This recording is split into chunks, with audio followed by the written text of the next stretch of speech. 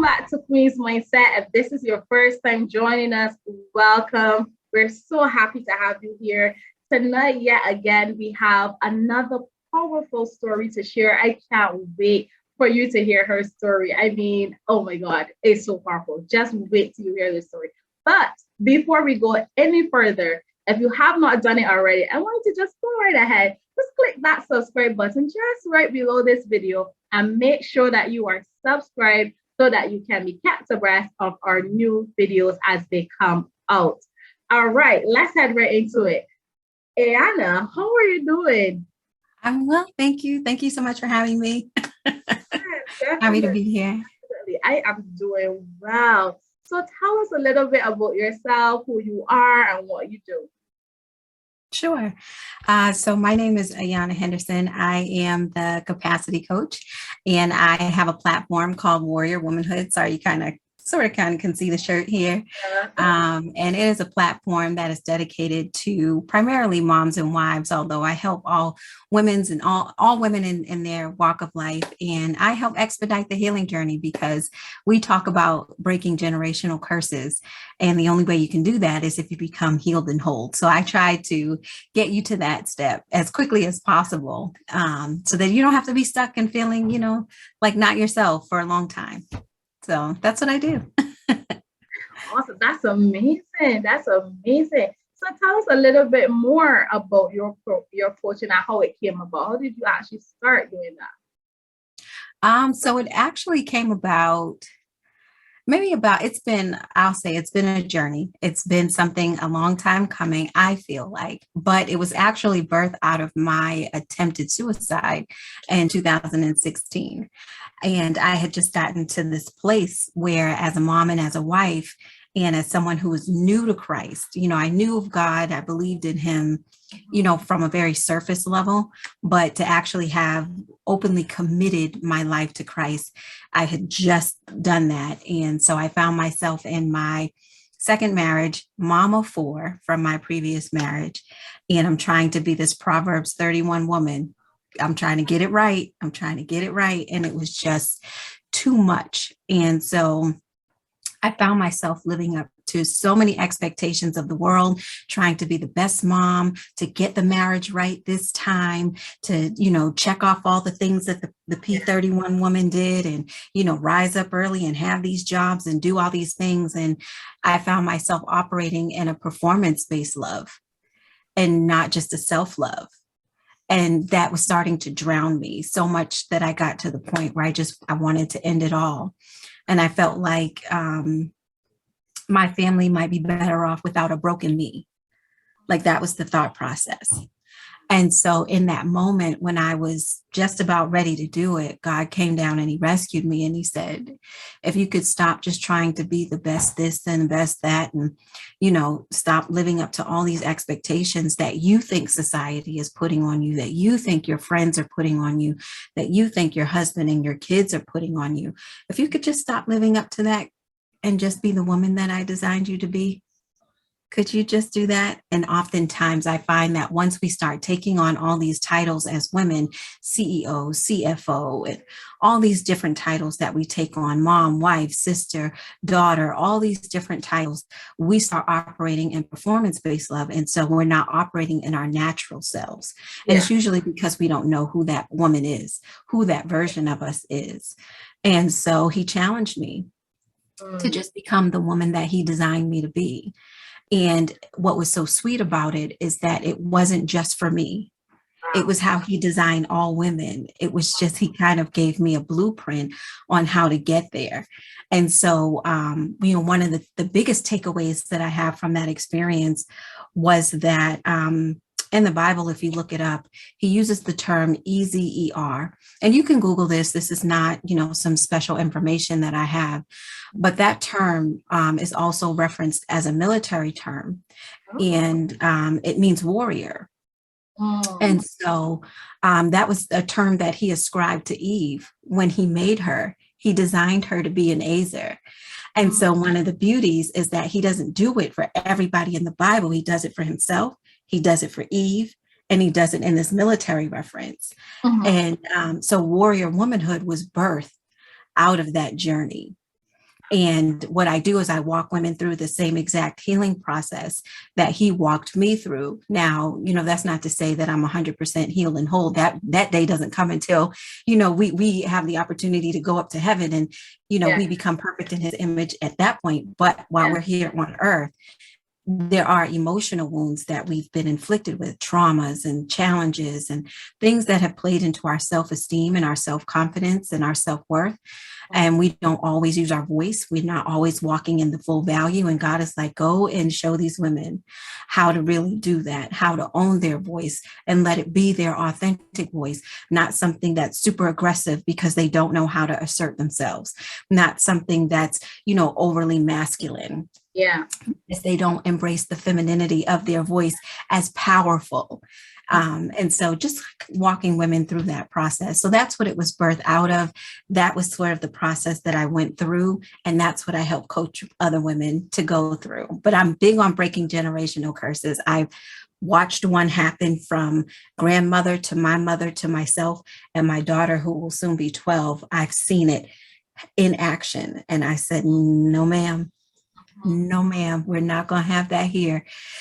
So if I break it in me, by breaking it in myself, my daughter gets a representation of what that looks like. And so now the trajectory of her not having to deal, the curse was anger and this sort of deep rooted rage, where we learn to suppress and just be quiet and not say anything. But the rage would bubble up and we would have these outbursts, these explosive, unnecessary, love and hip hop dramatic outbursts. And if I can break that in me, because she watches me as a role model, she won't go out. She won't have that point of reference. And so when you're breaking generational curses, you're essentially breaking a point of reference that your children can come back to and say, this is how we're supposed to behave. This is how we're supposed to act. This is what we're supposed to say. This is how we're supposed to be and do. And I find that comes through healing. Wow. Yeah. Wow, it's so amazing. I mean, I was so in your story. I was like, wow. I love to hear stories like this when you can go through something and God can take the mess and turn it into a masterpiece. I'm like, wow, that's amazing. Okay, so this show is about women who would have gone through some stuff. They would have overcame different adversities. And I know you just mentioned when you dealt with suicide. Is that the adversity that you want to share with us today? Because I think it's not so much the suicide attempt. It's all the thoughts that I had leading up to the suicide attempts. It's all the beliefs that I had about myself. It's all how I saw myself that led up to that moment. So it's not necessarily the act. The act is sort of what catches people's attention. Like, oh my gosh, he was really about to do that. But what was more important is everything that I believed about myself as a woman, as a mom, as a sister, as a friend, as all these different things that I felt like I needed to live up to. And part of the reason why I think women lose themselves, or they feel like, I don't know who I am anymore because they're living up to all these things, is because at some point, they lost sight of the desires that they had. They were willing to sacrifice them. And I think that that's a natural thing for women. We're willing to sacrifice our dreams, our hopes, our aspirations for the sake of our families, for the sake of friendships, for the sake of promotion and job escalation. And we look up one day and we realize we're not happy. We're not doing the things that we love to do. I love to dance. And it's not that I wanted to be a professional dancer. I just know that when music comes on, I'm dancing. I don't care if it's the robot. Like I did it. I worked in HR for over 10 years and we would be in the hallway jamming. Like, I don't care that I'm HR. Like if I have to do the robot, I would go down. I worked in a health center and I would go down to the pediatrics and I would dance with the little kids, and we didn't need music, but those were the things for me that mattered. And I somehow got away from it with all the busyness, right? It's kind of that. And one of the things I'm studying now is that Martha Mary spirit, where you're just busy, busy, busy. But really what's required in that moment is a stillness. And just so we can center ourselves. So it was all of those things, if I could share those things that led up to that point, because even though another woman may not be on the brink of suicide, she's hitting a rock bottom somewhere. I Yeah. can't take this anymore. My life cannot be like this anymore. Like, I don't know what else to do, and so the result of that, how it came out of me was the decision to end my life. But for any other woman, it may not be that extreme, but it's still a rock bottom moment where she wakes up one day and she says, I can't do this anymore. And that's the moment. That's the moment where you have to decide that you as a woman matters more than the titles that you operated, because you weren't born a mom. Mm-hmm. You weren't born a wife. Right. You were born a woman first before anything else. And that's why it's so important to walk in the womanhood of your life, and really own that. When I made that decision to own me as a woman and make her a priority, not make my mothering a priority, not make, my wifehood a priority. It's not that they're not important, but the best of me in those roles comes out when I, as a woman, am good. Yes, that's right. So if I embrace the fact that I want to, I'll dance in the supermarket because the music is lit. We good. We in the supermarket. We, what I mean? Sometimes it be, you be in Target, sometimes a song come on and you're like, oh, that's it. And it's if I don't embrace those parts of me, my children will never experience the fun of me. Yes, if I'm so focused on nurturing and disciplining and doing all these things, they miss out on who their mom, the essence of who their mom really is. Mm-hmm. And so the stories transform from, and this is real life, the stories transform, and I'm watching it happen. They transform from, remember when mom was so angry? Remember when she yelled at us? Remember when she did that in the supermarket? Remember when she yelled at that guy? These are real life things. And now they're different. Now the stories are different. Their memories are different of who I am, of how I am as their mom. Now they know me as sort of the mom that even if something serious happens, they know I still love them. That there's almost absolutely nothing that they can do that would stop me from loving them, versus they were feeling very afraid of me and fearful of me because I was so angry and my outbursts were so unmanageable and unpredictable. Yeah. So it's really about, how do you see yourself now, just as a woman? If you remove being, all these different titles, and because I focus on moms and wives, I do that because I'm in that capacity. But it applies to all women. Yeah. If you remove all your titles, if you're super auntie, as in my life, auntie's a clutch. I adopt people's children. I just be like, okay, we met once. You're cool. Your kids are now my niece or nephew. It's done. Okay. You know what I mean? Because I feel like they play an important part. But even in those things, as women, we're still imparting our bits of wisdom. And if it's broken wisdom, then what good is that going to be? How is that going to help the next generation? We're called to birth the next generation into the world.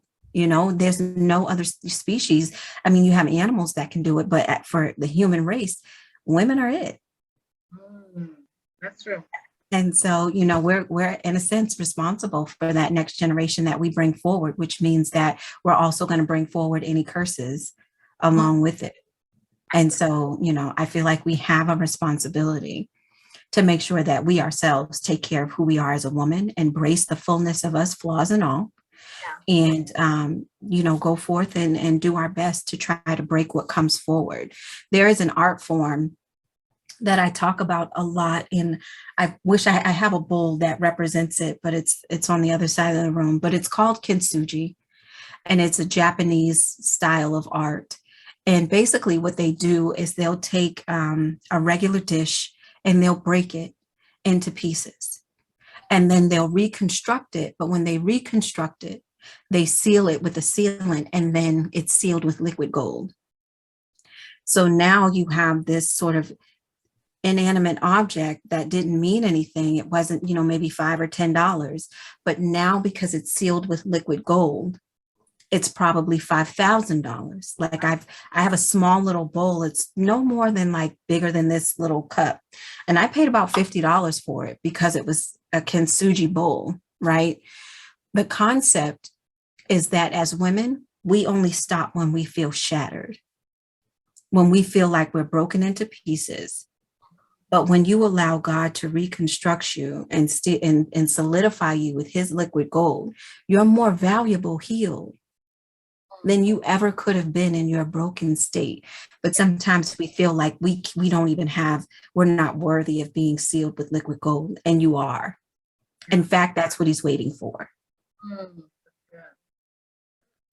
So yeah, you're more powerful in your womanhood than you could ever, ever, ever imagine.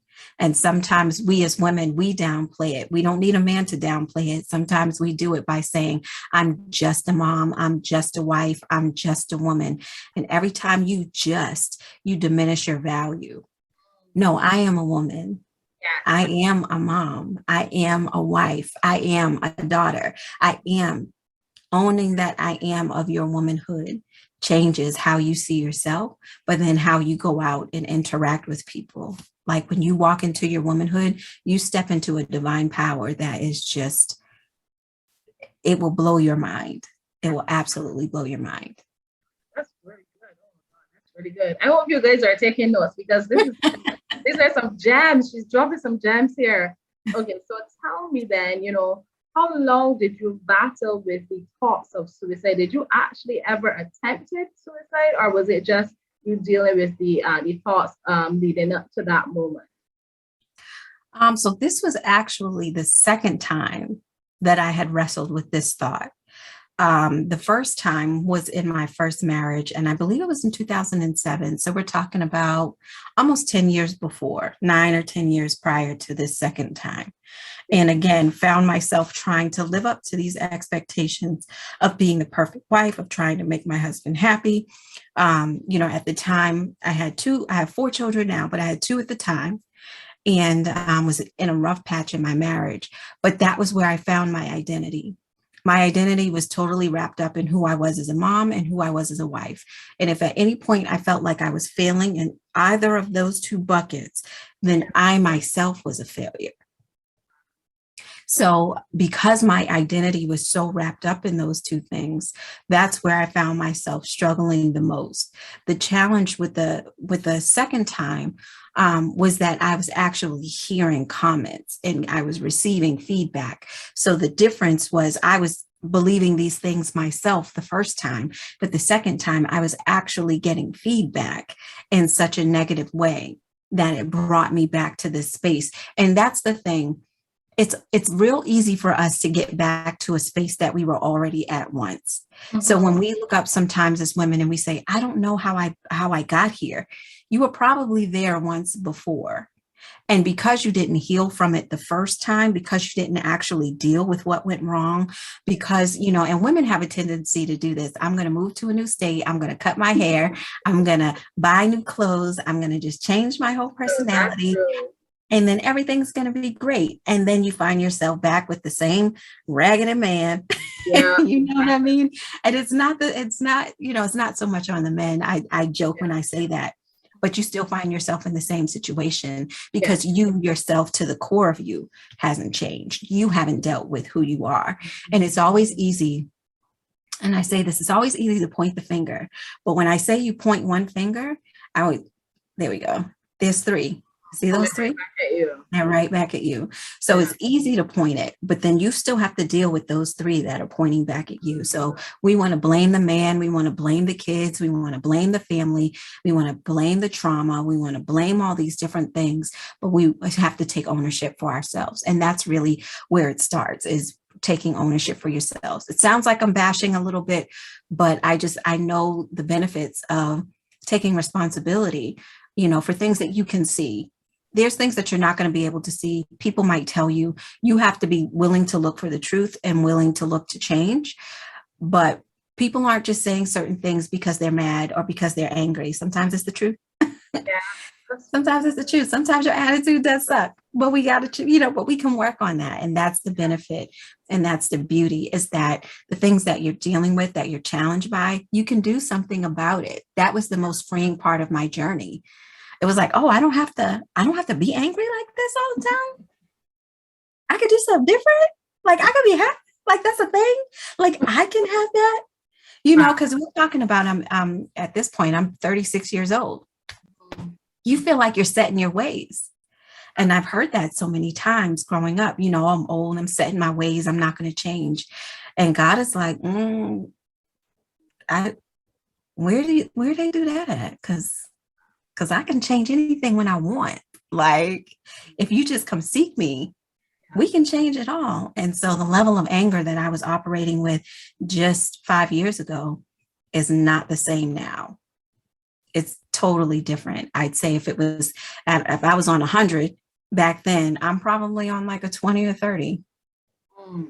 So it can be changed no matter how old you are, no matter the age, and no matter the circumstance. A lot of people feel like they can't get past the trauma. They can't get past the hurt. They can't get past the pain. And that's just absolutely not true. I was molested when I was younger. My dad was an alcoholic. He wasn't an abusive alcoholic. He was a functioning alcoholic, but, he was a womanizer. And so my mom was very lonely and she was very bitter and she was also very angry, and so because of that, she also grew up very alone. Her mom was a maid in like 2 cities over. Her sister left her home when she was probably like 6 or 7 and she left. She moved. She was 16. She left home. So my mom grew up like age 6, 7, 8 in the house by herself, like taking care of herself. So she became sort of a helicopter mom. If I want to continue to blame my parents for their brokenness, then I'm forever going to be trapped in that. But if I accept the fact that I was born to broken parents, like we all are, because they're not perfect. Correct. We're talking about an Alabama man with an 8th grade education who had to stop school to finish to take care of his family because his parents died, who moved up to Boston without the full ability to read or write, and took care of his family the best way he kind of knew how, which was a hustle. And it wasn't like drugs or anything like that, but, odd jobs, construction here and there. And he worked with his hands. He worked on the farm. He did what he knew how to do best. My mom was born into brokenness, alcoholic, abusive father. Mom worked out of the home and she practically raised herself. So now you have a father that can't really say, I love you, because that's not his thing. And then you have a mom who wants to love you so much because she never received it and she promised herself. But then it stifles you a little bit. If I want to stay stuck in that, I can choose to do that, but I can also choose to accept that they loved me in the best way that they could because they were broken. And because of that, I don't have to do that to my children. I can choose to heal and work on the things that I can see so that I can give them a better chance without being a helicopter mom, still letting them know I love them and still being there for them in a healthier way. Right. And that's what changes the trajectory, because now what they do as a parent will be completely different than what I do, but hopefully better. Yes. Because of what they've experienced through me, and so sometimes you just have to release people from the things that you think that they should have done, from the ways that you think they should have behaved, because sometimes they're not even capable and sometimes they don't even see it. Most times they don't even see it. So do you think then that your past is what caused you to, to start getting those types of thoughts because of based on what you just explained in terms of what your mother and father would have gone through? Do you think that had a lot to do with where you were starting to think and feel so pressured that you needed to be somewhat perfect to do all those things? Yeah. Oh, for sure. Because even as a daughter, like that's where my perfectionism was born out of. Just being their daughter and wanting to make sure that they were happy and wanting to make sure that they were okay and always checking in on them. It's kind of like the parenting daughter where, and see, that's the other part about brokenness. When you become a parent, your children will parent you if they feel like you're not able to do it. That's true. They'll feel like they have to take care of you. And so I felt like I needed to make sure my mom didn't feel lonely. So I always did things with her. I always tried to make sure she was included. That meant that I wasn't doing the things that I always wanted to do because I was trying to make sure that I was creating a very inclusive environment, when sometimes God was like, no, you need to just do that on your own. Yeah. You don't need to include everybody on that. You can tell them about it, but you don't need to make it so that they're comfortable with it. Yeah. And so that does create a pressure because every time you feel like you've disappointed them or let them down. And here's the thing with perfectionism makes you go all the way up here. Yeah. And the minute you get up here and you do something wrong, that drop down is devastating. Versus if you're finding balance and harmony and you're sort of going with the flow of life, when you drop, you've already experienced the drop, the dip.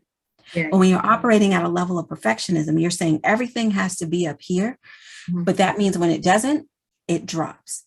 And it's like the floor is just pulled right from under you. Yeah. And so, yeah, I would say growing up to broken parents, for me personally, helped to get me into that space of trying to be good enough, of trying to be perfect, of people pleasing and making sure that they're okay. So that every time I didn't do that, every time I fell short, it was my worth. It was a dig against my worth. You're not worthy to be here. You're not good enough. You're not enough. You can't make them happy. But when you start to go through that sort of awareness process, you realize then that their brokenness is their brokenness. It's not for you to fix. Correct. It's not your responsibility. So, yeah. But, that came to this level of awareness around my parents. And so, we talk about that in my program so that they can release their parents from the things that they felt they did, if they were controlling or overbearing or, strict or even abusive. They need to release that because they can't become the woman they desire to be, holding on to the woman that they hate. You can't do both. You can't do both. So did you have a support team? Did you have a support team? Do you have someone that you could have talked to while you were experiencing those thoughts and going through, that moment in your life? Yeah. So there's always, I think we always have a tribe around us in some way, shape, or form. But for me, it wasn't later that until my mom became a part of my support team. She wasn't initially a part of it in my healing, but we still had a pretty tight relationship. But as it related to my healing, there were just certain things that she wasn't able to really see or talk about because of her brokenness. And I think that's key. If I could sort of insert that women, if you're trying to find your support team, one of the pieces of advice that I can give you is finding people who've been through what you're going through and knowing that at some point, there's a point that you're going to go further or past where they've been. And that's okay. You just need to find the next person that can take you to the next level. And so my mother-in-law was part of my support team. I had a therapist. I also had two life coaches. So I wasn't afraid to go out and seek the professional help or the lay help, if you will, like in the church community.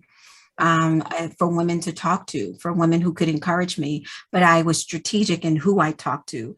These were women who've shared their stories about having, struggles and trials and tribulations in their marriage, getting to a brink of divorce and deciding they wanted their marriage. Like I needed the woman who went through that journey. So it's not just about finding another woman, just another woman to talk to, or just a therapist to talk to, or mental health specialist. It's also about finding the right connection. And then understanding why you're going to that person. That's huge. It's not just, I'm going to sign up for therapy, I'm going to spill my guts, and that's it.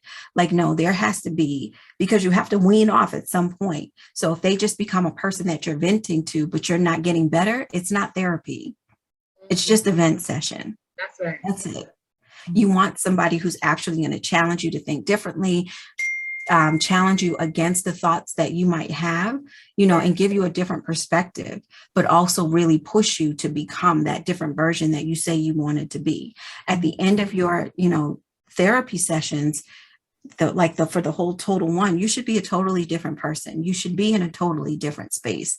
And if you find that you're not getting there, then that therapist isn't the one that was assigned to you, but find the one that is, because there is. The Bible says the sheep know our voice. So you're not that person's sheep, and that's okay.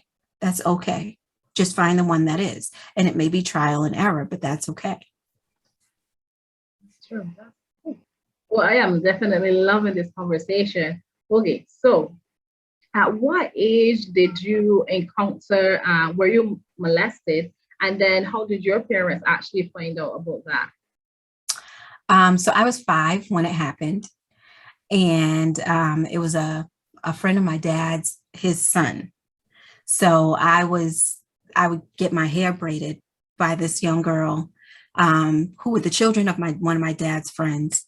And she was braiding my hair, and then I went to the bathroom, and then he asked me to come into his room. He was probably like maybe 16 or 17. I was 5.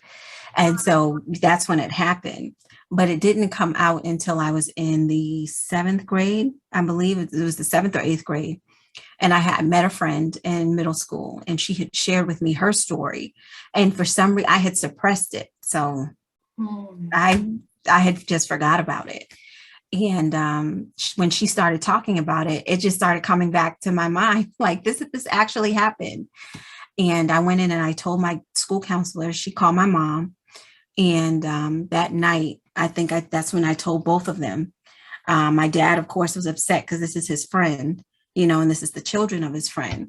Yeah. And so I think my dad tried to confront the guy who did it. But at that time, he was strung out on drugs and in the streets and all this stuff. Because now we're talking, this is 7 or 8 years later that this is now coming up. So he's well into his 20s. I'm like 13. So, I'm just now telling them. So that's how it came about. My mom immediately put me into counseling. I didn't understand counseling at the time. So for me, it was stupid. It was just like, why am I doing this? Like, it happened, whatever. I had suppressed it. It just came back. I thought I'd share it. I didn't know anything about consequences of, things that would happen as a result of sharing it. So, just naive to the whole process. But, my mom apologized. My dad apologized. And, my mom never forgave my dad because I think she had told him, I don't want her to go get her hair braided without me being there. And my dad took me anyway. And then that happened. Wow. So you see, there's like this little pieces of brokenness that enter into your life, and you don't see it all the time. And it doesn't come about until, probably adulthood, when you see it starting to affect your personal relationships. So I'll say this, one of the things that it affected was my perspective of sex and with men, right? Even at a young age, I recognized that even though I was being molested, I still recognized the fact that he found pleasure from something I did. So that became my thing. I'm going to make men feel good because this is what I was told works. That was my introduction to sex. Yeah.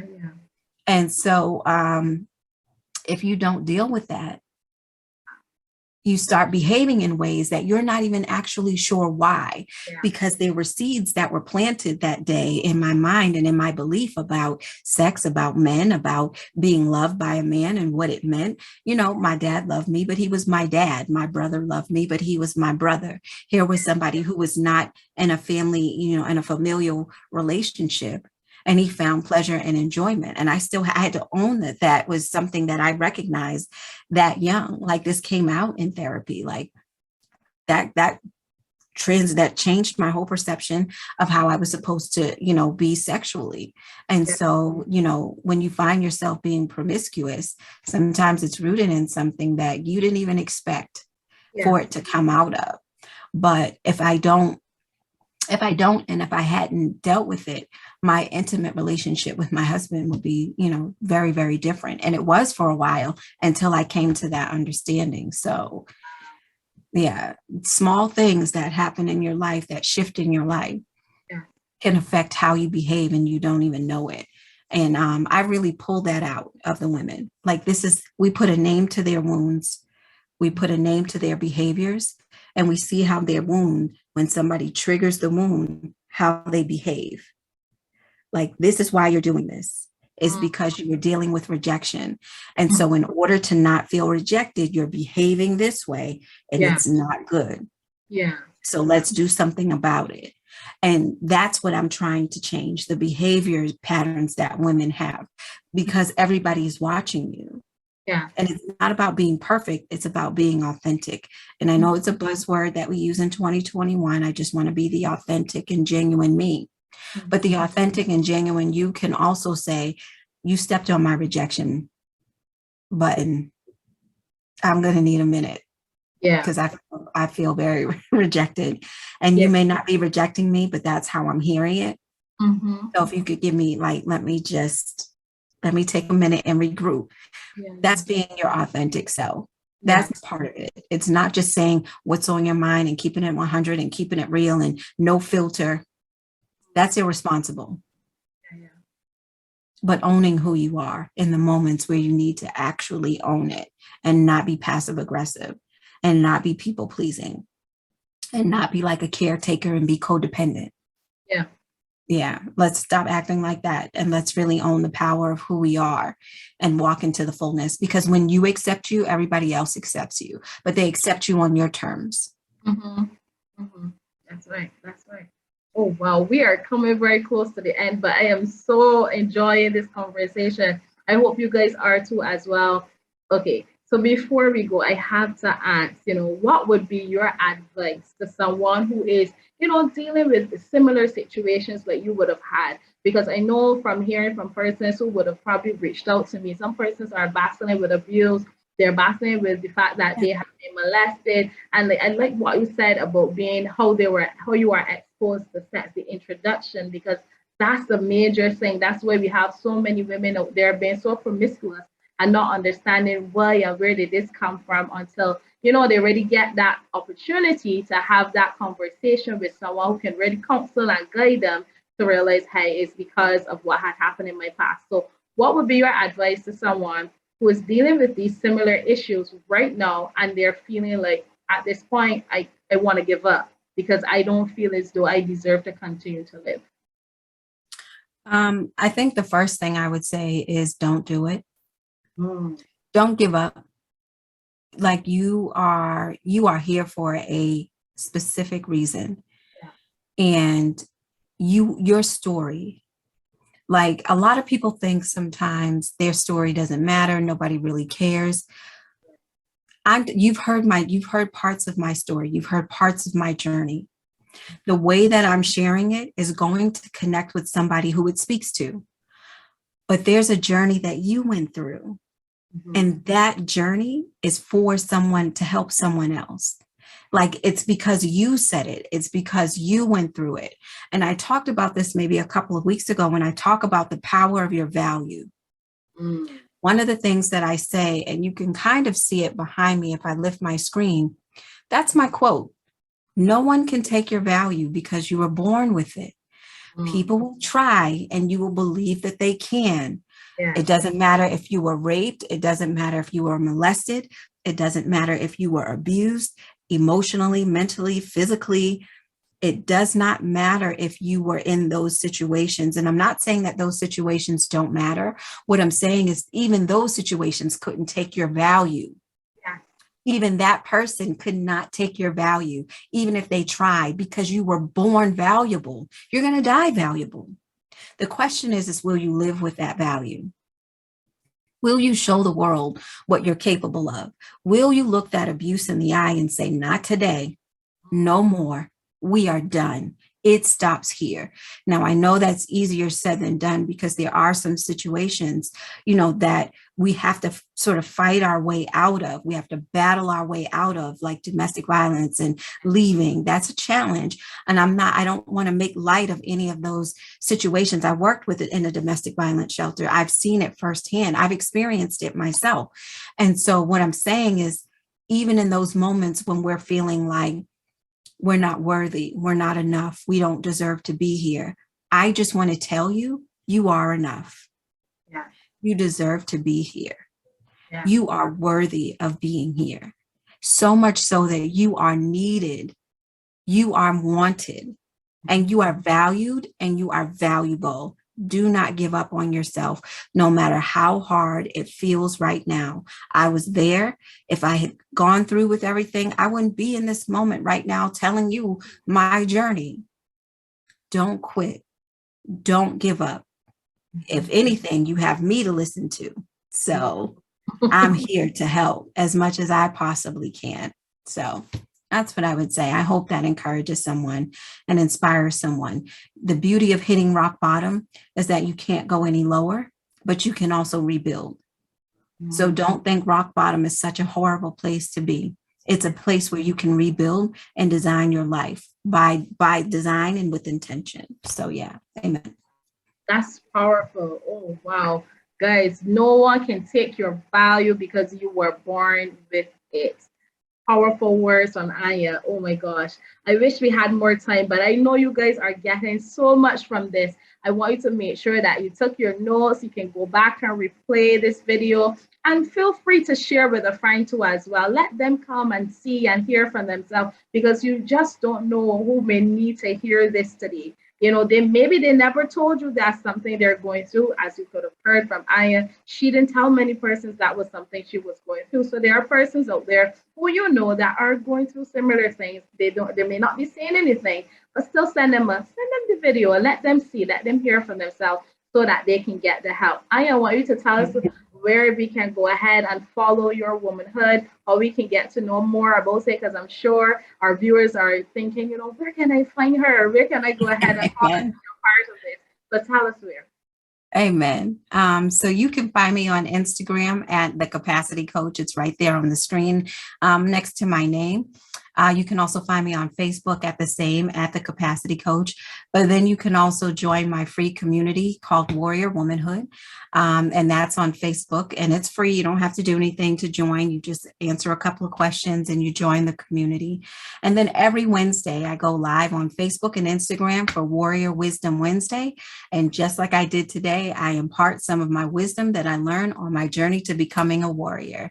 So that's where you can find me. I can't wait to see you and connect with you. So thank you so much. Yes, you are most welcome. And once again, I thank you so much for sharing from the heart today, being so brave, you know, to share with us and let us in to just to get a glimpse of what you would have been able to overcome so that we too, who may be in that space right now, that we can be encouraged to know that, hey, I can do this.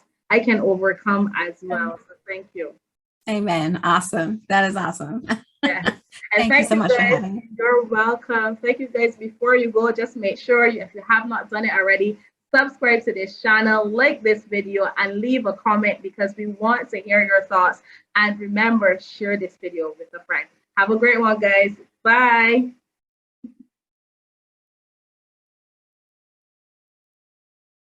What I find disturbing in our community, the African American community, is that we can talk about a thyroid, we can talk about cancer, breast cancer, AIDS even, but we won't deal with the mental.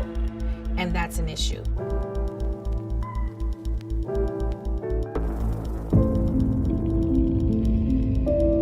Sometimes you got to go back to the beginning. From Barbados, Prophetess Shakira Chase. Got a phone call. We have to go to a police station. Oh. I was like, wait, police station? Now this lady, she accused us of stealing over $11,000.